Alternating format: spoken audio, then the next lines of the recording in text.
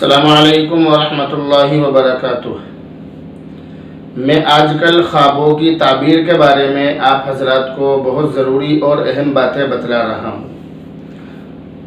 کس چیز کو خواب میں دیکھنے کی کیا تعبیر ہوتی ہے، اس میں کچھ باتیں جو میں ضرورت محسوس کر رہا ہوں وہ میں بتلا رہا ہوں، اور بہت ساری باتیں وہ ہیں کہ جو لوگ معلوم کر رہے ہیں، لوگوں کے سوال آتے ہیں، تو ان سوالوں کی وجہ سے آپ تک وہ تمام باتیں پہنچ جاتی ہیں۔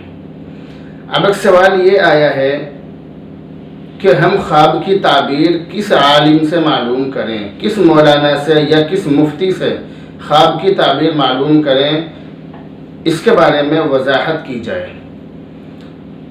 تو اس کے بارے میں وضاحت یہ ہے کہ ہمارے سماج اور ہمارے معاشرے میں لوگوں کی بہت غلط حرکت یہ ہے کہ وہ اپنے خواب کی تعبیر کسی سے بھی معلوم کر لیتے ہیں اور کہیں بھی اپنے خواب کا ذکر کر دیتے ہیں۔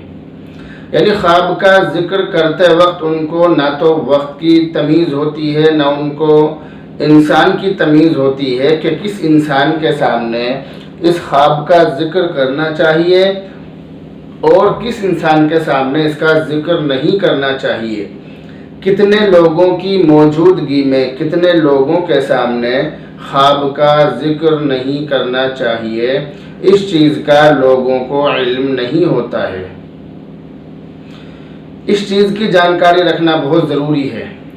اسی طرح ہم نے بہت سارے لوگوں کو دیکھا ہے کہ وہ کسی عالم دین سے خواب کی تعبیر لوگوں کے سامنے معلوم کرتے ہیں، تو عالم دین کے جواب دینے سے پہلے ہی وہ جاہل لوگ فوراً بول پڑتے ہیں کہ اس خواب کی یہ تعبیر ہے۔ تو اسی سلسلے میں وضاحت کرنا مقصود ہے کہ خواب کی تعبیر کس سے معلوم کرنی چاہیے اور کس سے معلوم نہیں کرنی چاہیے۔ تو خواب کی تعبیر ان لوگوں سے معلوم نہیں کرنی چاہیے۔ نمبر 1، بے دین، جسے دین کا کوئی علم نہ ہو، جو دین سے بے بہرا ہو، جسے دین کی کچھ بھی جانکاری نہ ہو، جو بد دین ہو، جسے نماز روزے سے بھی کوئی تعلق نہ ہو۔ یعنی بے دین وہ انسان ہے کہ جو دین سے بھی دور ہو اور دین کی باتوں سے، دین کے علم سے بھی دور ہو، وہ بے دین ہے، اس سے خواب کی تعبیر معلوم نہیں کرنی چاہیے۔ نمبر 2، دشمن سے بھی خواب کی تعبیر نہیں معلوم کرنی چاہیے۔ دشمن کے سامنے خواب ذکر کرنا اپنے آپ کو گویا ذلیل کرنا ہے، اس لیے دشمن کے سامنے خواب کی تعبیر معلوم نہیں کرنی چاہیے۔ تیسرا نمبر ہے بیوی سے بھی خواب کی تعبیر معلوم نہیں کرنی چاہیے۔ بیوی ایک عورت ہے اور عورتیں ناقصات العقل ہوتی ہیں، کم عقل ہوتی ہیں، ان میں مردوں کے مقابلے عقل کم ہوتی ہے، تو اگر ان سے معلوم کیا جائے گا تو بھی نقصان کا خطرہ ہے۔ نمبر 4، جاہل وہی شخص ہے جو میں نے بے دین کے ضمن میں بتایا تھا، جسے دین کا علم نہ ہو۔ تو یہ 4 قسم کے لوگ ہیں کہ جن سے ہم خواب کی تعبیر معلوم نہیں کر سکتے۔ نمبر 1 بے دین، نمبر 2 دشمن، نمبر 3 بیوی اور نمبر 4 جاہل۔ ان 4 قسم کے لوگوں سے خواب کی تعبیر معلوم نہیں کرنی چاہیے۔ اب سوال یہ پیدا ہوتا ہے کہ کیوں نہیں معلوم کرنی چاہیے؟ یہ بھی ایک سوال ہے کہ خواب کی تعبیر ان لوگوں سے کیوں معلوم نہیں کرنی چاہیے۔ تو اس کے بارے میں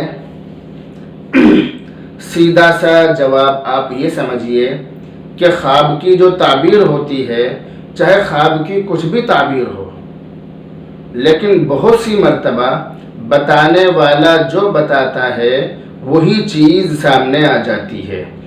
مثال کے طور پر ہم نے کچھ بھی خواب دیکھا اور اس کی کچھ بھی تعبیر ہے، چاہے وہ اچھی تعبیر ہے یا بری تعبیر ہے۔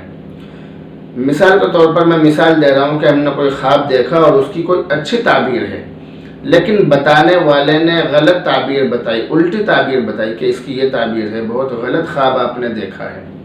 تو خواب کی تعبیر اگرچہ اچھی ہے، بہتر ہے، خوشنما ہے، انسان کو خوش کرنے والی ہے، انسان کی زندگی میں خوشحالی لانے والی ہے، لیکن اگر کسی نے یہ کہہ دیا کہ آپ کے خواب کی تعبیر یہ ہے کہ آپ کی زندگی میں فقر و فاقہ ہوگا، آپ کی زندگی بد سے بدتر ہو جائے گی، آپ زندگی میں پریشان ہو جائیں گے، تو ایسی حالت میں بہت سی مرتبہ وہی چیز ہو جاتی ہے جو تعبیر بتانے والا بتا رہا ہے۔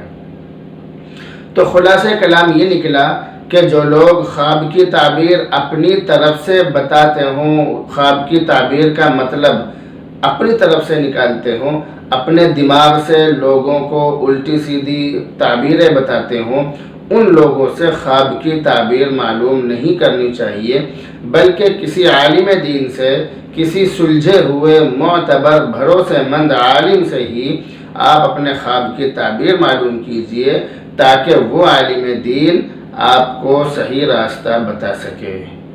امید ہے کہ آپ کی سمجھ میں یہ بات آ گئی ہوگی۔ السلام علیکم ورحمۃ اللہ وبرکاتہ۔